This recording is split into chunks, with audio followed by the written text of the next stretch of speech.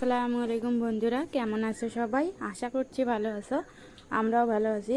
তো আজকে একটা নতুন রেসিপি নিয়ে আসলাম, যেটা হচ্ছে বেবিদের প্রোটিন পাউডার বলো বা আমন্ড বাদামের গুঁড়ো বলো, যেটাই বলো না কেন, খুবই হেলদি অ্যান্ড খুবই পুষ্টিকর। আর এই পাউডার, এই বাদামের গুঁড়ো কিন্তু বেবিদের খুব ব্রেন ডেভেলপমেন্ট করতে অনেক বেশি হেল্প করে।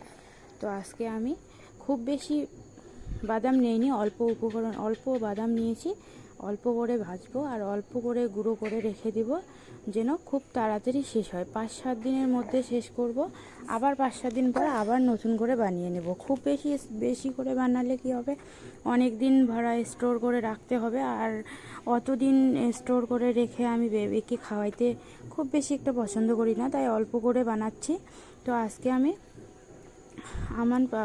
বাদামগুলো যেভাবে গুঁড়ো করব, এভাবে গুঁড়ো করলে খুবই মিষ্টিও লাগবে খেতে, আর বেবিরা এই বাদাম গুঁড়োটা খেতে খুব পছন্দ করে। আমি তো আমার মেয়েকে এভাবেই খাওয়াই। তো দেখো, এখানে কয়েকটা আমন্ড বাদাম নিয়েছি, আর বাদামগুলো প্রথমে আমি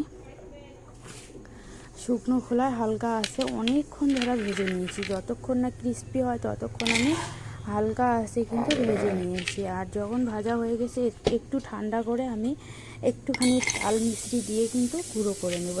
এখন আমি একটা মিক্সারে দিয়ে দেব গুঁড়ো করার জন্য। আর এখানে আমি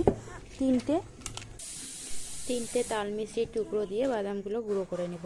আর এখানে আমি মিক্সচার চালাবো, 5 সেকেন্ডের মতো মিক্সচার অন করে রাখবো, আবার বন্ধ করে 2 সেকেন্ডের মতো রেস্ট দিব, আবার 5 সেকেন্ডের মতো মিক্সচার অন করব, বন্ধ করে আবার 2 থেকে 3 সেকেন্ড মিক্সচারটা অফ করে রাখবো। তাহলে আমার গুঁড়োটা একদম পাউডার ফিনিশে হয়ে যাবে। নইলে একইবারে যদি আমি পাউডারটা গুঁড়ো করতে চাই, তাহলে কিন্তু একদম তো গুঁড়ো হবেই না। একটুখানি বাদামগুলো থেকে তেল ছাড়া শুরু করবে, আর কীরকম একটা পাউডার ফিনিশে না হয়ে দলা হয়ে যাবে, দলা পাকিয়ে যাবে, আর সেটা একদম গুঁড়ো হবে না। আর দেখো, আমি ওইভাবে গুঁড়ো করেছি, মিক্সচারটা অন করেছি, আবার একটুখানি রেস্ট দিয়ে আবার অন করে দিয়েছি। আমার একদম বাদামগুলো একদম পাউডার ফিনিশে হয়ে গেছে। এখন আমি এগুলো স্টোর করে রেখে দিব, 5 থেকে 7 দিনের মতো আমি এগুলো স্টোর করব। আবার 5-7 দিন পরে আবার নতুন করে বানিয়ে নেব। খুব বেশি দিন স্টোর করি না আমি, অল্প করে বানাই, আবার 5-7 দিনের মধ্যে এগুলো শেষ করে আবার নতুন করে বানিয়ে নিই। তো আজকের ভিডিও এই পর্যন্ত বন্ধুরা। আমার ভিডিওগুলো দেখতে তোমাদের কেমন লাগে অবশ্যই আমাকে কমেন্ট বক্সে জানাবে।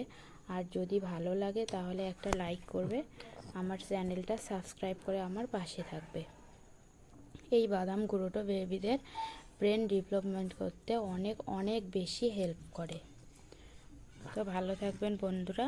আমার ভিডিওটা ভালো লাগলে একটা লাইক করবেন অবশ্যই, আর চ্যানেলটা সাবস্ক্রাইব করে আমার পাশে থাকবেন। চ্যানেলটা সাবস্ক্রাইব করার সবাইকে অনুরোধ রইল। এরপরে আমার কাছে কীরকম ভিডিও দেখতে চাইছো অবশ্যই আমাকে কমেন্ট বক্সে জানিও, আমি সেরকম ভিডিও তোমাদের সামনে নিয়ে আসবো।